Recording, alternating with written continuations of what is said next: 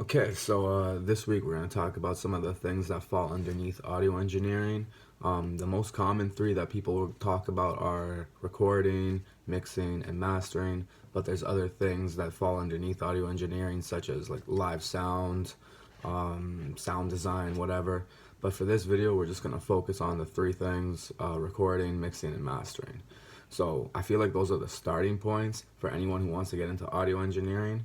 Like, you can start off learning the other things, but most people I find get in because they want to learn one of these three things. But yeah, so I guess this video I'm just going to explain a brief explanation of what recording, mixing, and mastering is and what the engineer does in each one of those things. Alright, so number one, recording, pretty straightforward. Someone records themselves. It can be a song, a podcast, doesn't really matter. So you can just be a recording engineer, and what that means is all you're really doing is recording people. So you can have people come into a studio or set up whatever it is. You can help them record songs or whatever they're trying to record, and basically you're helping them save time, and you're also maybe doing something that they don't know how to do as well. So there's a lot of people who can record at home, but they might not have certain plugins, or they might not know what to do in order to get their vocal to sound better, and recording engineers basically take over in that sense. So number two is mixing, and I work with music mostly, so I'm just gonna focus on that when explaining mixing and mastering. But I actually had no idea what mixing was at first when I started making music. It wasn't until I started wanting to release the music, then I was like, why doesn't my music sound like it could be on the radio? Like, it didn't sound as polished, it didn't sound as crisp, it was a lot more muddy.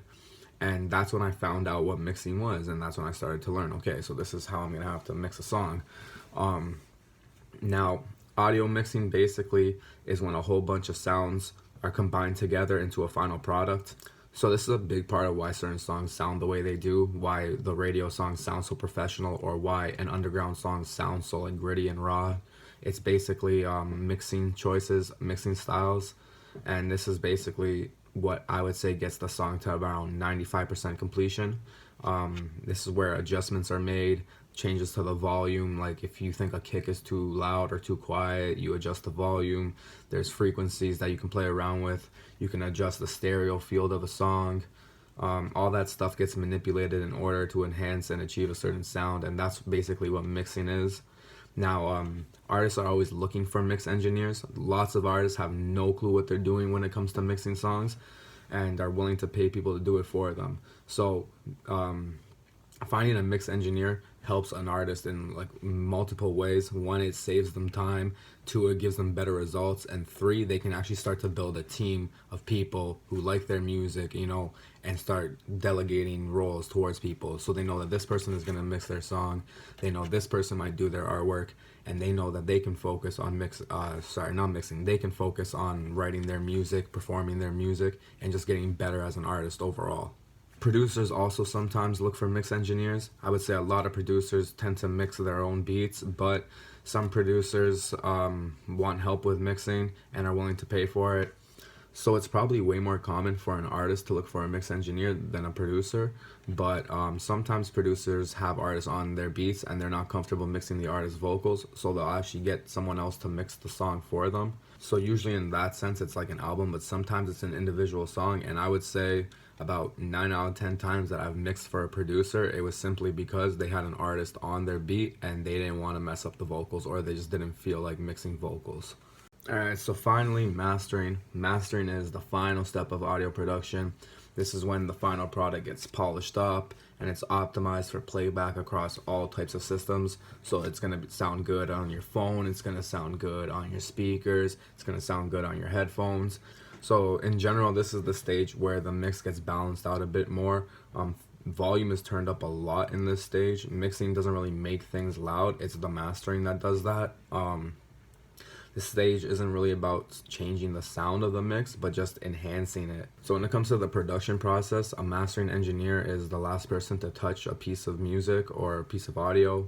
In terms of music, the mastering engineer is the one who makes sure that a song will sound good on a whole bunch of different speakers. And when it comes to an album, they're the ones who are making sure that an album has like a cohesive feel to it, and songs aren't just like different volumes, or just like the transitions are all out of whack and shit like that.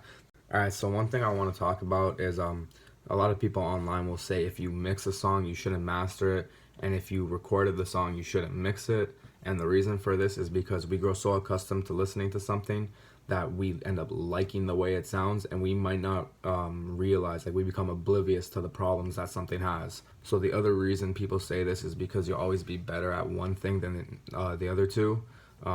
It's impossible to be the best at all three of these things. So if you focus down on one of them, you can find other people who are really good at their parts, and then you can have like some really solid sounding stuff. This makes sense in theory, but sometimes it's not very realistic due to financial constrictions. For example, if a new artist wants to start making music and they want to have like a specific person for each of those things, they're going to need to pay to record their song in a studio, and then they're going to need to pay a mix engineer, then they're going to need to pay a mastering engineer.